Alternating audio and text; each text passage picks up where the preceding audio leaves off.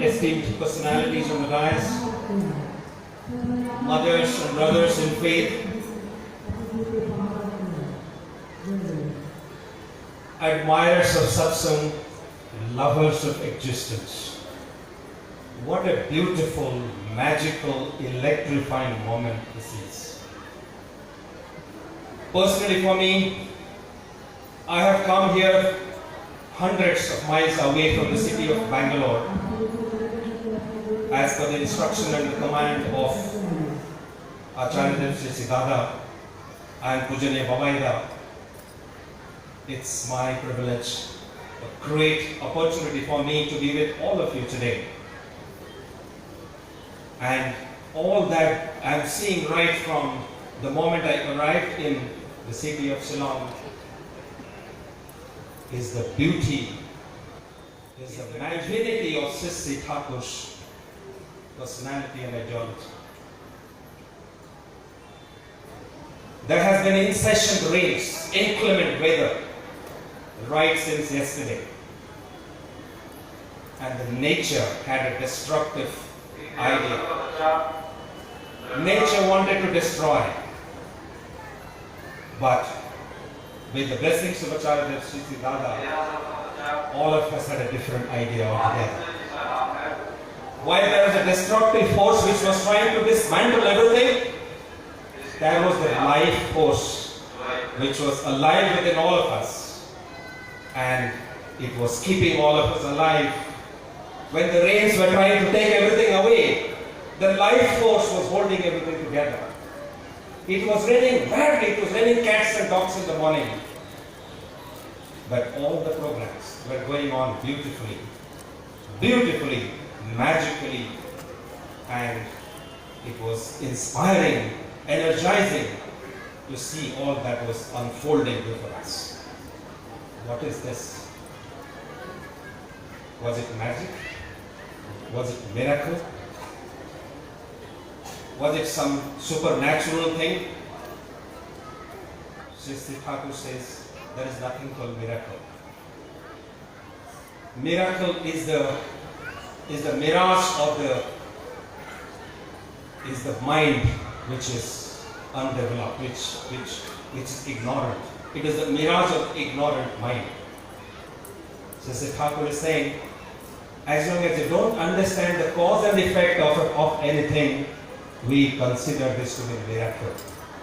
But the moment you understand the cause of it, the moment you understand why something happens, then it becomes logic. It's not magic anymore. What is magic to the common man is logic to Krishna. It's logic to the Supreme Lord. It is logic to the idea. So everything that happened today was absolute logic. There was no magic. There is no miracle. So my dear mothers and brothers in faith, what was this logic?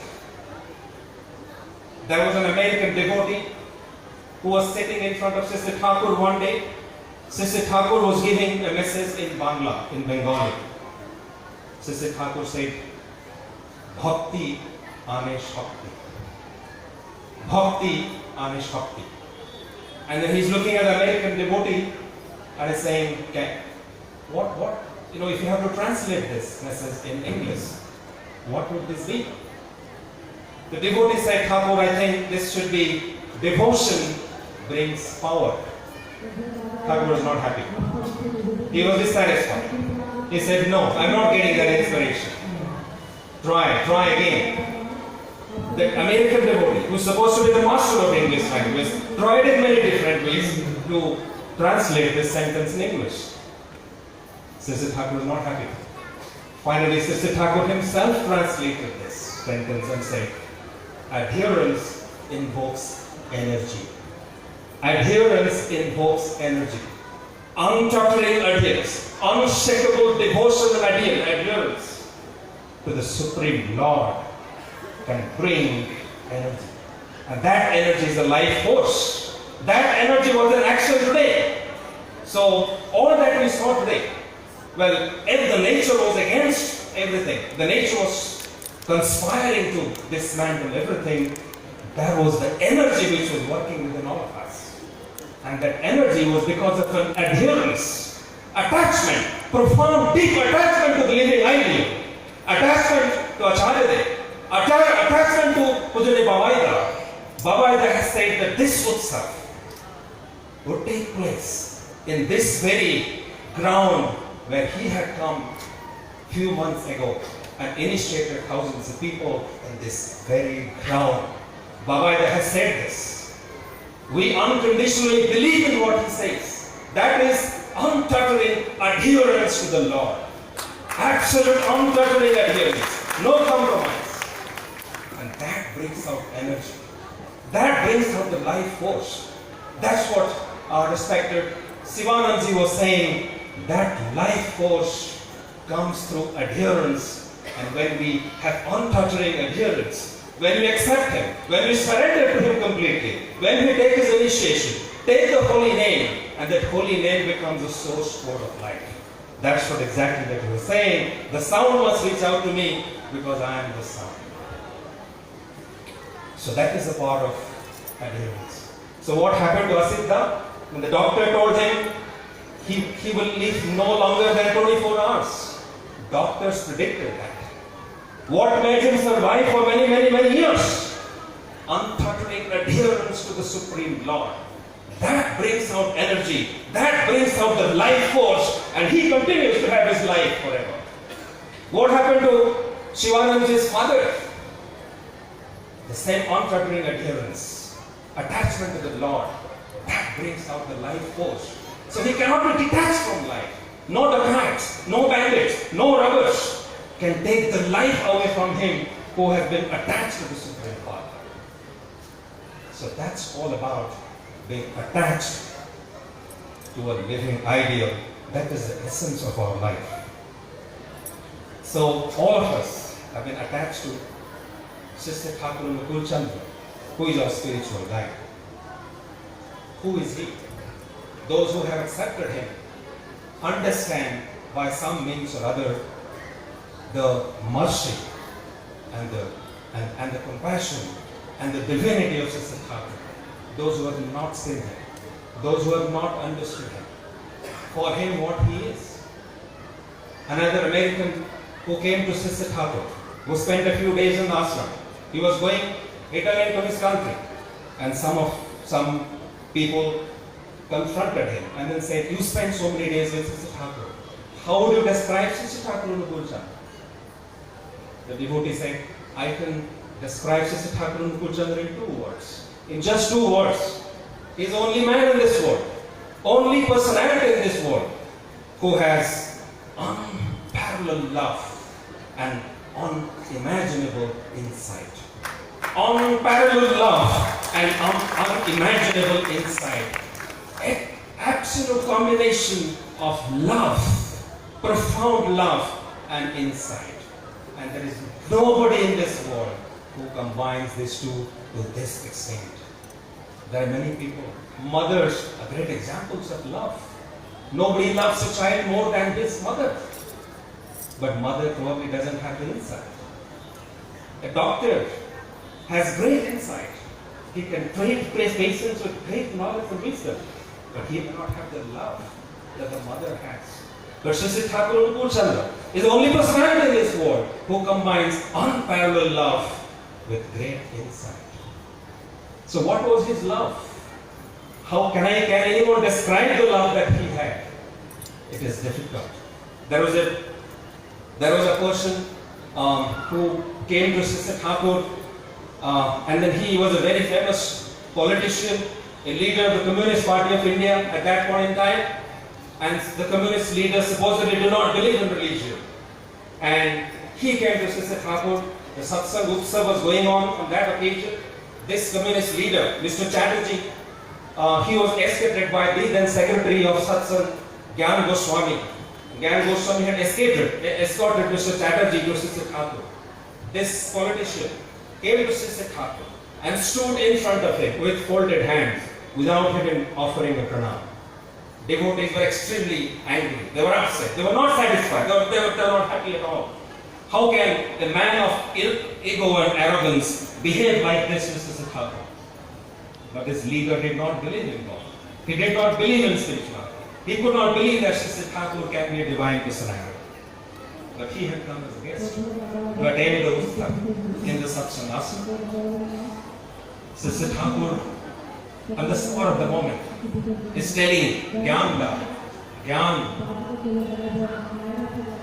Bonking ka ke niye ja. Onek khide peyeche. Onek dur theke esechen. Onake niye ja. Guest house e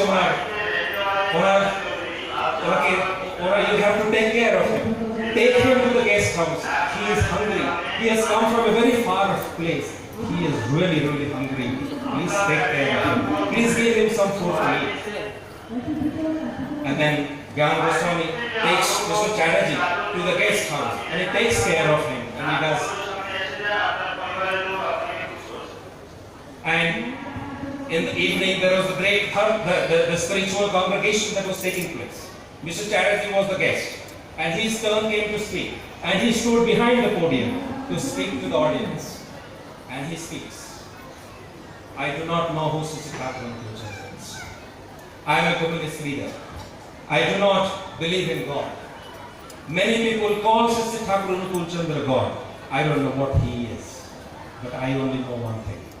When I came here to your ashram this morning, when I had the darshan of Sister Thakur Chandra this morning, when I had the first word with him, I remembered my mother whom I had lost at the age of 12. At the age of 12, the mother whom I had lost, I could recall that mother.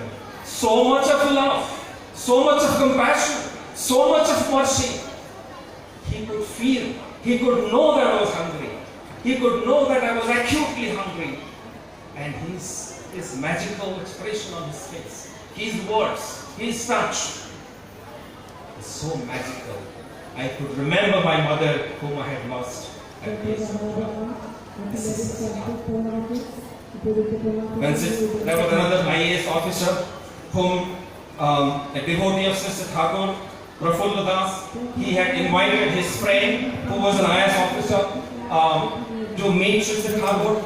And this Prafulla Das had told the IAS officer who had just become an IAS officer, he told that I will take you to Sister Thakur and you will have a word with him. You will listen to his divine words. This man was very excited. He knew that he's coming to Sister Thakur and he's going to meet her. And both the friends went inside the room where Sister Thakur was sitting. There are a few other Guru brothers were sitting there. Sister Thakur was not speaking a single word. He was just quiet. After many minutes, Sister Thakur says, there was a dog in Deoghar town who died last night. There was a dog in Deoghar town who died last night. I told many of you, this dog was sick. The dog was unwell for many days. I told many of you to go to him, to take care of him, to take him to the doctor, to feed him. None of you listened to me. The dog died last night. Thakur said this and became quiet again. Did not speak a single word. Prafulla Das had invited his friend. He had wanted his friend to have a conversation with Thakur. Thakur is not speaking anything today, not even a single word. After some time, Prafulla Das, through his gestures, told his friend, let's go. And both the friends started walking out of this room. And Prafulla Das telling his IAS officer friend, I'm really sorry. Today Thakur did not speak anything. I'm really sorry. I have told you so many things about Thakur. And you had so much of inquisitiveness. You were really eager to come and talk to Thakur, but he did not speak a single word. But I promise you, I will bring you back again in a few days. You can have a conversation with Thakur. His friend says, no. Whatever I wanted to hear, I have heard it. Whatever I wanted to listen, I have listened to it. Whatever I wanted to see, I have seen it. What more do I need to talk? What more do I need to speak to him? What more do I need to see? I have seen everything that I wanted to see, everything what I wanted to hear, everything I wanted to listen to. So much of love, so much of compassion for a dog, for an animal, unimaginable. I cannot imagine this. I have never seen a man loving an animal so much. he is love personified. I have seen the glimpse of his love, the glimpse of his compassion, the glimpse of his sympathy, empathy that he has. What more do I need to see? What more do I need to hear? What more do I need to talk? So this is his heart. So when we have somebody like Sister Thakur, who becomes a love center in our life, and when we have uncoupling adherence to him, then we are filled with life force and life energy. So, and this adherence or this desire to attach ourselves to the Supreme Lord is inherent in every human being. Like the fire, when we ignite fire, we see that the flames go up because the flames have an inherent desire to merge with the sun.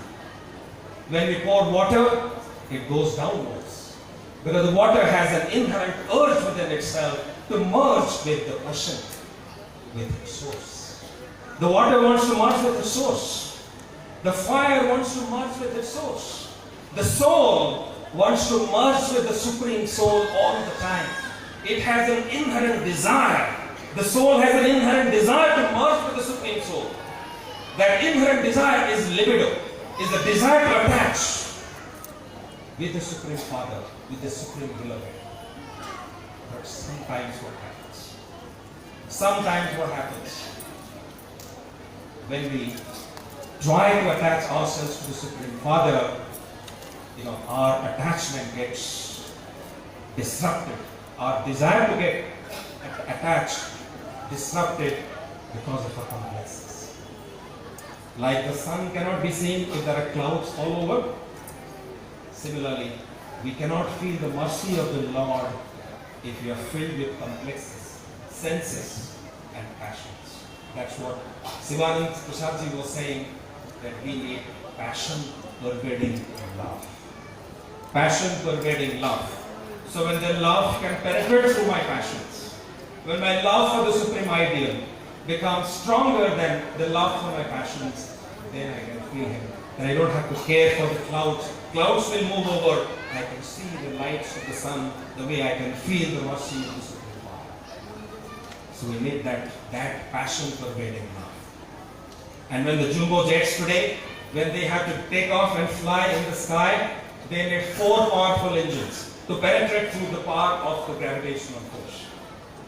They need to pierce through the gravitational force with so much of energy that the gravitational force cannot pull the aeroplane down.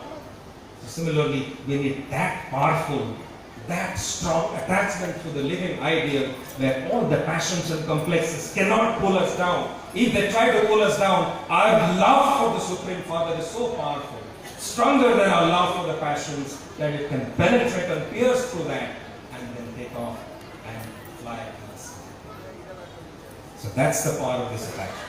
And the attachment comes only when we take initiation through the process of Diksha. And when we take initiation through the process of Diksha, we in the process, we receive the holy name. And the holy name, which is otherwise called mantra. And mantra is something which elevates our mind. जिस जो मन को त्राण करता है, that is called mantra. So that mantra elevates our mind, it elevates our soul, it elevates our body. And that's how the attachment happens. And that living attachment has to be to the living ideal, who is the prophet of the age. And the prophet of the age is somebody who fulfills all the past prophets. That exactly Sivanand Prasadji was saying, that the present prophet in whom all the past prophets converge and awaken, and love for him is love for all the past prophets. A devotee from the United States of America who was just about 22, 23 years old, his name was Hauserman. He came to Sister Thakur. And on his very first meeting, the very first day he met Sister Thakur, young, arrogant American, intellectual, educated. And he got to know about Sister Thakur. And he came, went to the Himayatpur ashram, met Sister Thakur. And the very first question they asked Thakur, Thakur, do you believe in Jesus Christ? Sister Thakur said, Sister Thakur smiled paused for a second, looked at this young American and said, if Jesus Christ were alive today, I would have been the first person to accept him as my living idol. Had he been alive today, I would have been the first person to accept him. How the man is saying, I have come with a lot of complexes. I have come with lots of questions. I was not prepared to accept him. But this one sentence melted away the gulf that could possibly exist between a 22-year American Christian and a 53-year-old Hindu Brahmin. Imagine the gap that could exist between a 50-plus-year-old Hindu Brahmin and a 22-year-old American Christian. Imagine the gap that possibly could exist between the two. Just one sentence that I would have been the first person to accept Jesus Christ as my spiritual guide had he been alive today. So that is just the fact. So if you believe, if we accept, Sister Thakur is saying that if Christ is not alive today, we need to love and attach ourselves to somebody who loves Christ more than anybody else, who through his word's action and desire fulfills the mission of Christ every moment, who lives the mission of Christ every moment. We need to accept such a man in the absence when Christ is not there in mission. So that is none other than the present prophet, who fulfills all the past prophets, all the prophets of the past. So I know that we always have limited time in this satsang, but I would like to end my speech with a small story which will probably accentuate what I am trying to say. So there was a farmer in a remote village of UP who used to go to the cultivation land, agricultural land every day. And in northern UP there is a festival called Ram Leela. The Ram Leela festival takes place for about 10 days. And in the Ram Leela there is a fair that takes place. And a lot of people from all the nearby villages come near the big Mela where hundreds of people from different villages come and converge. So this farmer had a small child, a 4 or 5 year old boy. And this boy used to tell his father, Papa, take me to the Ram Leela festival today. The father had to go to the field every day. He had no time. And he was trying to evade that question. And the father used to tell him, some other day, not today, maybe next year. But the child was not giving up. The child was really rebellious. So he said, Dad, you have to take me. The father gave up one day. And he said, okay, so today I will take you to Ram Leela Mela. And the father and son went to the Ram Leela Mela. Both of them were walking. And they reached the Ram Leela festival. Hundreds of people were there. Those giant wheels were there. So many games were being played there. So many food stalls were there. So many different activities which were going on. After about 10 minutes, the child said, Papa, let's go back home. The father said, what is this? You told me every day that you bring me here. Today I brought you here. We are here in this Ram Leela. Enjoy. Why do you want to go back home? The child said, Papa, no. I want to go back home. I am not enjoying. Take me back, please. The father said, look, I am enjoying it now. There is so much of fun. So much of food that is available. Let's enjoy it. I don't want to go back. The child said, Papa, no Papa, please take me back home. The father was really upset. He didn't understand what happened to this child. The same child who wanted him, insisted him on coming to this Mela for so many days, had just spent 10 minutes in the Mela and wants to go back. The father went to the child and he looked at he knelt down before the child, looked into the child in his eyes and asked him, Beta, what happened? He knelt down, looked into the eyes of the child and asked the child, Beta, what happened? And when he looked at the child, he could see only the legs of people. Only the legs of people, and he could not see anything else. So he understood what the problem is.